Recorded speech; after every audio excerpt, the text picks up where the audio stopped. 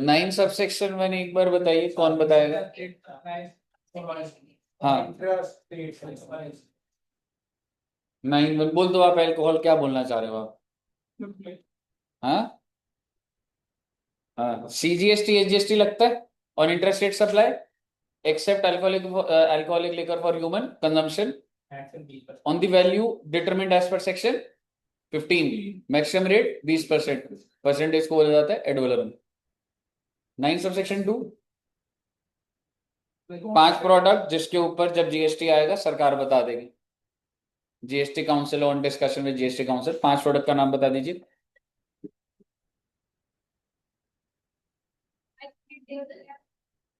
Natural gas and aviation turbine fuel. 9 subsection 3 RCM। 9 subsection 3 में अगर कोई भी पर्सन दूसरे पर्सन को नोटिफाइड गुड्स या नोटिफाइड सर्विसेज देता है तो RCM लग जाएगा। यही बात थी जी। 9, हाँ हाँ ठीक है, और मैं उसके ऊपर जाऊंगा, आज डिटेल जाऊंगा। उसके बाद 9 सबसेक्शन 4,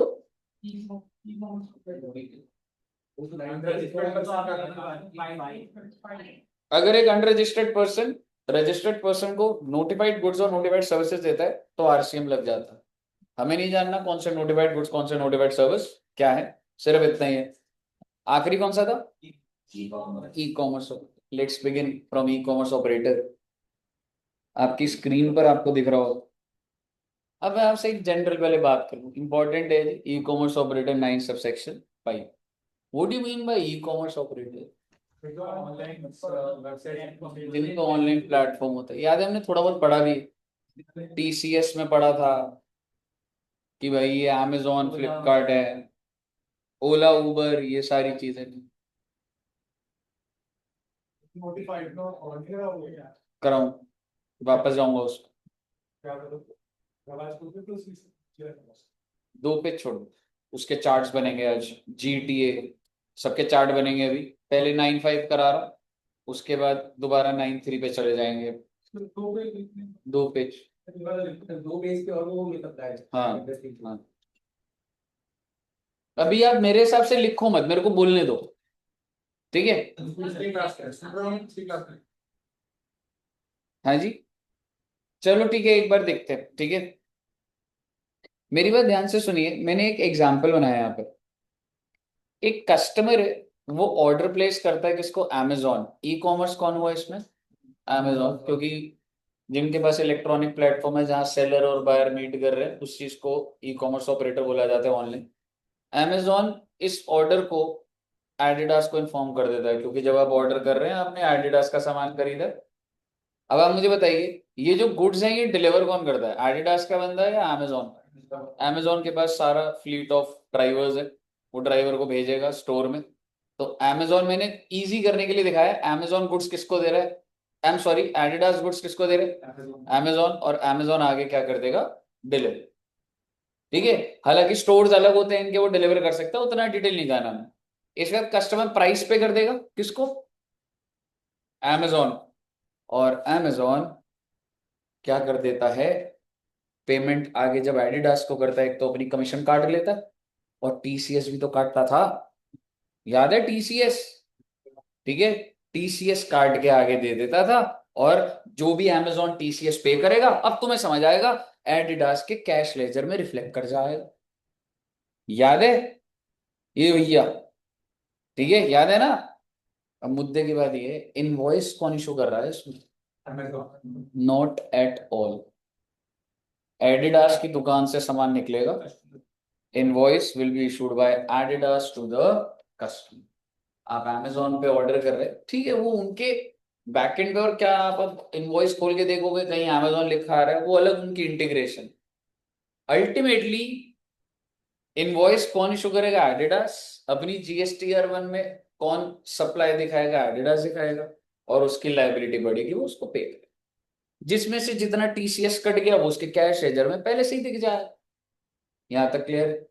पर आप समझिए, there are many services, I would not say goods, कोई गुड्स की बात नहीं कर रहा, देयर आर मेनी सर्विसेज जिसके ऊपर जो ट्रू सप्लायर है, who is a true supplier है, एडिडास, वो इशू नहीं करेगा। कौन इशू करेगा? ई कॉमर्स ऑपरेटर, सारे कंप्लायंस ई कॉमर्स ऑपरेटर। क्योंकि आज के टाइम पे इतनी multiple various level of services है कि वो सप्लायर, अभी तो मैंने एग्जांपल बहुत ही ऑर्गेनाइज ले लिया, एडिडास ले लिया, लेकिन आप मुझे बता दो प्लम्बर, कारपेंटर, ड्राइवर, क्या ये सारे के सारे जो उबर ओला के थ्रू सप्लाई कर रहे हैं, इज इट पॉसिबल कि वो जीएसटी का कंप्लायंस करे? नो। तो बेसिकली सरकार ने बोला एक्सेप्शन है, इन the following cases ECO will be liable for payment of GST to the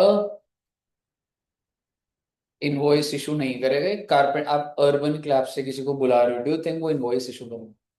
urban क्लैब का इनवॉइस, आपको सर्विसिंग करानी है एसी की, अर्बन क्लैब बोलेगा 500 रुपए, आएगा तो बंदा कोई ना कोई। आपको तो सब चीजें पता ही है, रैपिडो है, ठीक है, रैपिडो में वो जो बंदा है, डू यू थिंक वो इनवॉइस इशू करेगा? Obviously not. ठीक है, तो सरकार ने वो कैटेगरीज बनाई। कितनी कैटेगरीज है बच्चे टोटल? कितनी दिख रही है आपको?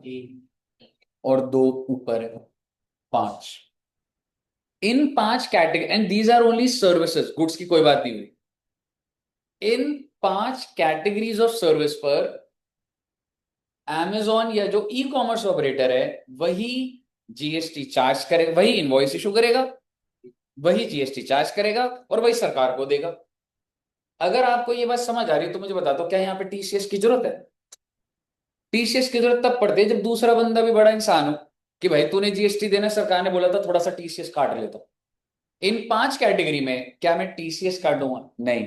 तो ये बात मैंने लिखी होगी, ये 5 आईटी। हाँ जी, बिल्कुल लिखा है हमने वहां पे। ठीक है, आप मुझे बताइए ये क्या लाइन लिखी हुई है?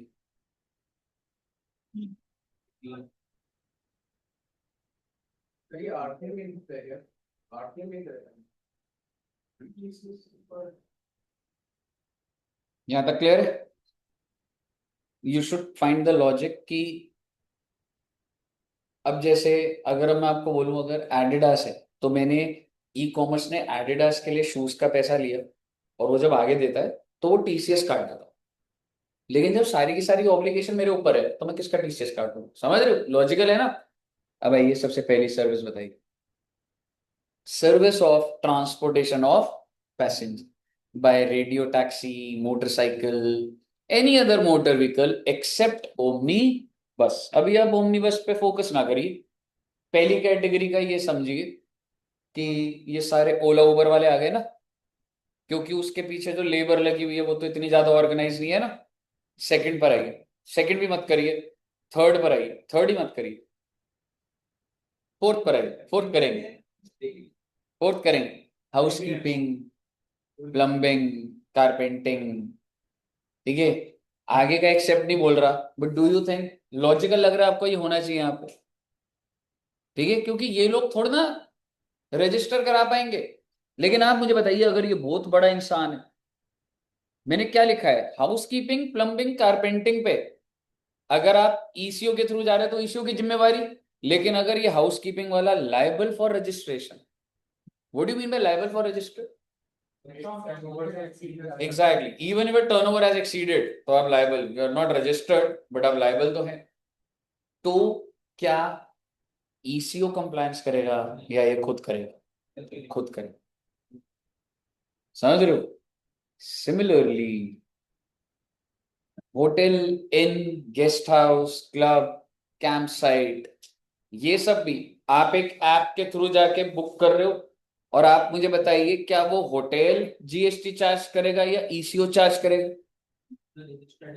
ना, जनरली जितना मैंने बोला ईसीओ। लेकिन अगर ये hotel and guest house is liable for registration except if liable for register, मतलब अगर तुम बड़े इंसान हो तो ईसीओ को छोड़ो ना भाई। कहने का मतलब है आप मेक माई ट्रिप पे या आप 5 स्टार होटल बुक कर रहे हैं, क्या लग रहा है आपको पेपर में से केस स्टडी बनकर आएगी? ऐसे नहीं है लिस्ट आ रही है आपको याद हो रहा है, यहाँ लिखा हुआ है ना। आपने 5 स्टार होटल ताज होटल बुक करा, 5 दिन के लिए बुक करा, 1 लाख रुपए के चार्जेस है। सवाल आ जाएगा कि इसमें ECO TDS, ECO GST compliance करेगा, इनवॉइस इशू करेगा, या वो Taj hotel? That's liable for registration. लेकिन अगर वो लायबल फॉर रजिस्ट्रेशन ना होता तो ईसीओ कर। कहिए सर जी, क्लियर? आगे सुनिएगा। रेस्टोरेंट सर्विस, ओके, सबसे कॉमन। अगर मैं अभी जोमैटो से इधर लजीज या अग्रवाल स्वीट्स भी हो सकता है, होगा अगर, है ना, अग्रवाल स्वीट्स तो होगा, लजीज भी हो सकता है, नहीं है, ठीक, कोई बात। मैकडोनल्ड्स होगा। तो रेस्टोरेंट सर्विस, मैकडोनल्ड्स भी रेस्टोरेंट सर्विस ही दे रहे, अग्रवाल स्वीट्स भी दे रहे, तो उसका कंप्लायंस किसने करना है अभी फर्स्ट लेवल के लिए? ECU, except if located at specified premise. Specified premise पता है क्या है? स्पेसिफाइड प्रीमाइस है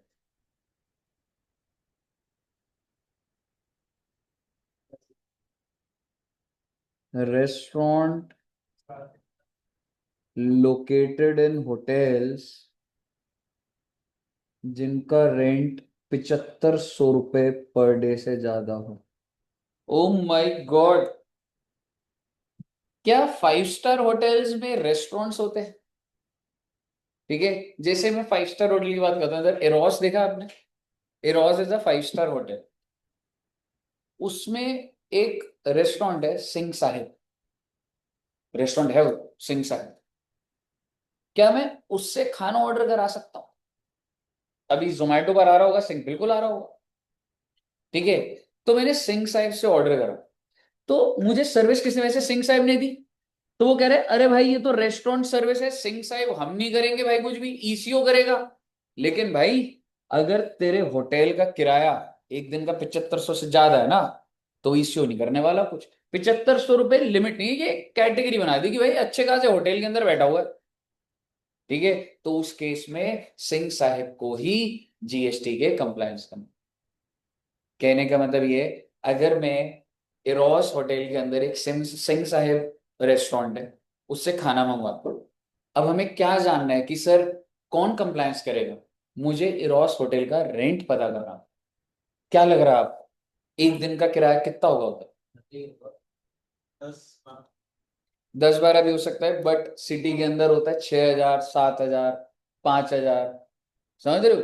मान के चल लो 10,000, मान के चल लो, ठीक है। तो अगर 10,000 है, तो अब आप मुझे बताइए कौन कंप्लाई करेगा?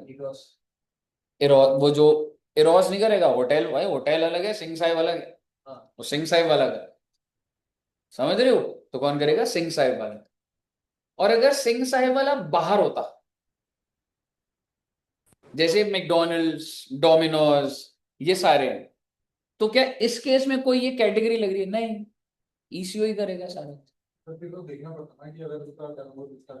नहीं देखना पड़ेगा, रेस्टोरेंट में नहीं लिखा है। रेस्टोरेंट में क्या लिख रहा है? रेस्टोरेंट वाला सिर्फ तब करेगा अगर वो एक स्पेसिफाइड प्लेस पर होगा, स्पेसिफाइड प्लेस है होटल, और अगर होटल का किराया 7500 से ऊपर है, कहाँ लिखा है यहाँ पे लायबिलिटी टू बी रजिस्टर्ड? वो सिर्फ और सिर्फ कारपेंटर, हाउस कीपिंग और उनके लिए लिखा हुआ है, होटल एंड गेस्ट हाउस के लिए लिखा है। रेस्टोरेंट वाला टीसी, रेस्टोरेंट वाला जीएसटी के करेगा नहीं करेगा, ये डिपेंड करता है कि वो क्या स्पेसिफाइड प्रीमाइस पे है या नहीं। सिंपल सी बात बोलूं, अगर तो स्पेसिफाइड नहीं है, तो कौन करेगा? ईसीओ। स्पेसिफाइड पे है, तो चेक करना पड़ेगा कि उधर का किराया कितने का। 7500 से ऊपर है तो वो रेस्टोरेंट ही करेगा, 7500 के अंदर है तो फिर वो ईसीओ। कहिए, क्लियर है बच्चे? 7500 पर डे, अभी वो कर दूंगा, अभी लिख रहे हो क्या साथ साथ?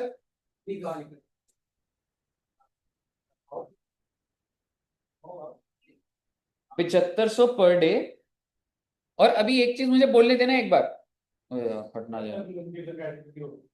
हाँ तो ठीक है, अब वो तो यार अब गवर्नमेंट नोटिफाई करेगा, समझ रहे? कौन से रूम की बात कर रहे हैं? ऑब्वियसली स्वीट के अलग होते हैं, कोई ना कोई तो होटल के अंदर कमरा होता ही है, लाख रुपए का भी होता है, और कोई कमरा 5 का भी हो सकता है, तो कैसे करोगे वो तो भाई अब सरकार बताएगी। नहीं, एक बार बात सुनिएगा। पहले पॉइंट में कह सकता हूं टैक्सी वैक्सी मोटरसाइकिल सब आ गए, कौन से नहीं आए? ओमनी बस। ओमनी बस क्या होता है? किडनैपिंग वाली, वो जो वैन होती है ना, ओमनी बस और भी कहते होंगे, आई थिंक 6 सीटर या उससे ज्यादा होती है तो है। मुद्दे की बात ये नहीं है, ओमनी बस की फोटो देख लेंगे अभी। हाँ जी, 20 सीटर वाली ओमनी बस, तो उसको तो बस ही घोषित कर देना चाहिए बेटे, 20। हाँ, कौन से वाले पॉइंट में?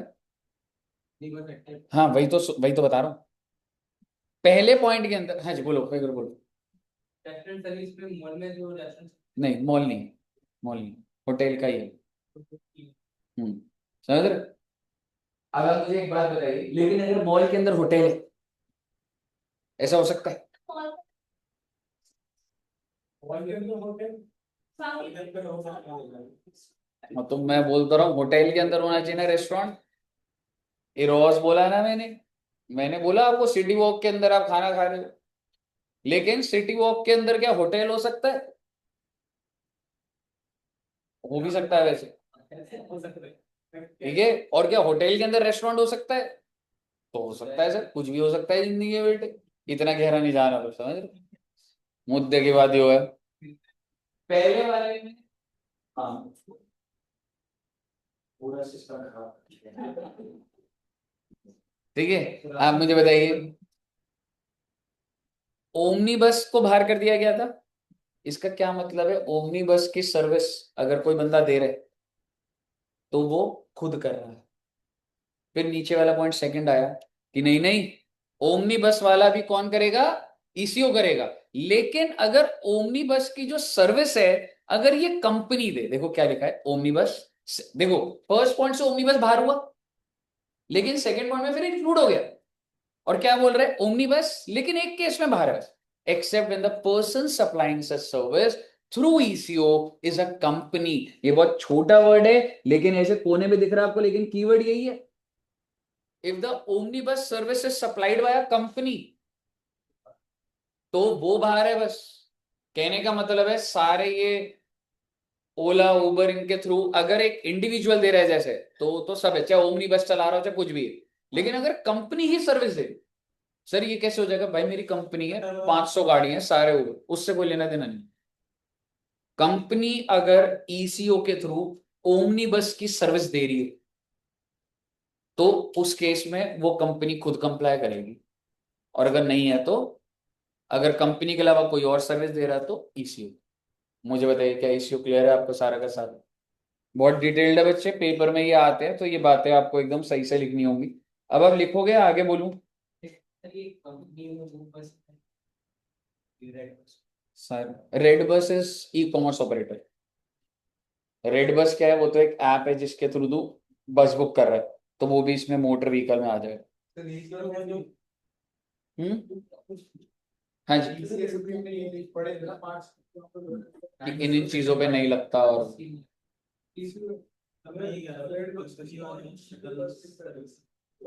कंपनी वाला,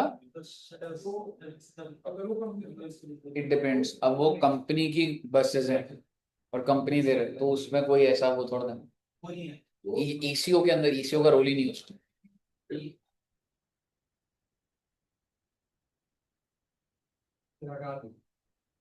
कर लिया नोट?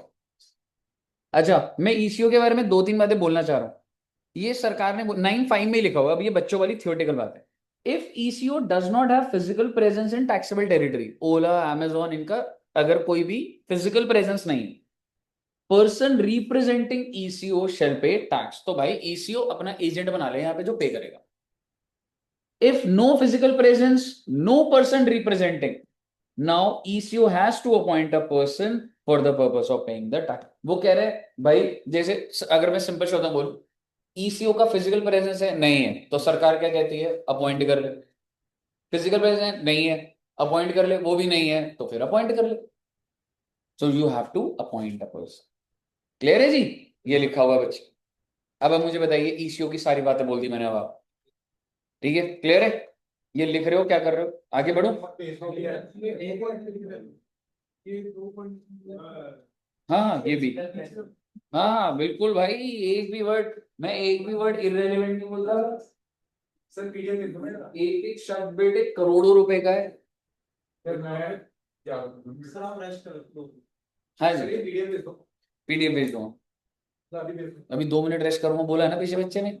अरे सर बच्चे की बात हो रही है सर बच्चे को आज हाँ पहली बार अरे नोट कर सर आप अभी लिख सकते हो ना ऐसे, अगर मैं भेजूंगा आप यही पेज खोलोगे ना। सर इसके ऊपर भी कोई कुछ अरे ये फर्स्ट ये हुआ हाँ जी ईशान जी बोलिए। सर ये जो स्टेटमेंट लिखा है कि in the following cases ECO will be liable for payment of GST, so इसमें सिर्फ टीसीएस की बात नहीं हो रही ना, मतलब। नहीं ये बात हो रही है कि सरकार को जीएसटी कौन देगा इन इनवॉइसेस पे, इन इन ट्रांजैक्शंस पे। अच्छा, मतलब यहाँ टीसीएस की बात नहीं हो रही है। टीसीएस की बात नहीं हो रही है। इन केसेस में टीसीएस का कोई पॉइंट ही नहीं है, क्योंकि इसमें तो ईसीओ खुद ही गवर्नमेंट को दे रहा है सारा पैसा। अच्छा हाँ, यस सर, यस। ठीक है ना। और वो पॉइंट हमने जैसे जब 5 पॉइंट हो जाएंगे तो ये नीचे लिखा हुआ है, TCS is not required on above cases because ECO is liable to pay directly to the central government. Yes. ठीक है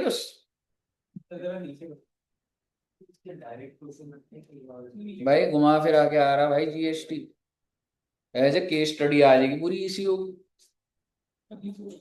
बचा है डायरेक्ट टैक्स वैसे हर आता है डीटी इजी आ रहा है, जीएसटी को टफ कर रहे हैं। मैं फाइल भेज देता हूँ। जीएसटी को टफ कर रहे हैं अगली बार अमेंडमेंट में ला रहे हैं फिर वो ऐसे और सब हो जाएगा। घबराने का नहीं बेटे, ऐसे डरोगे थोड़े। हाँ लो परसेंट रिप्रेजेंटेटिव की बात क्या है ईसीओ हाँ ईसीओ, ईसीओ की फुल फॉर्म क्या होती है? Electronic commerce eco eco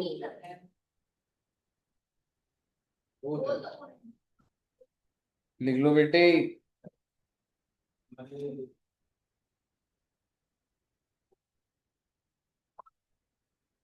oh my God,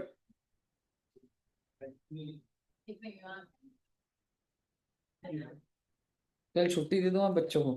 हाँ सर सर ये वॉलीबॉल खेल रहा है सिंगल ग्रुप पे आके बैडमिंटन खेलना है।